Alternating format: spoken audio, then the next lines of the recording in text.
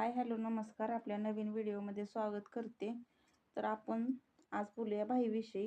भाईला जो आपण भाई आखताना जो खड्डा घेतो, तो खड्डा समजा एवढी भाई असली तर 2.5 इंचाचा घ्यायचा, आणि समजा मोठी भाई असली तर 3.5 इंचाचा. एवढी भाई असली तर 3.5 इंचाचा खड्डा घ्यायचा, नाहीतर ती भाई अशी ताणली जाते आतमधून. अशी ताणल्यामुळं ब्लाऊज व्यवस्थित बसत नाही. आणि हे बघा, ही छोटी बाही आहे, तर ह्याला आणि इथं पण अशी माया राहते व्यवस्थित. तर ही मोठ्या आता नवीन स्लीव्ज आल्यात मोठ्या बाह्यांच्या, म्हणून सांगते की मोठ्या बाहीला खड्डा 3.5 इंचाचा घ्यायचा. थोडी छाती कमी असेल 30ची 32ची तर 3 इंचाचा घ्या, पण आणि अशा ह्याला तर कमी घ्यायचा.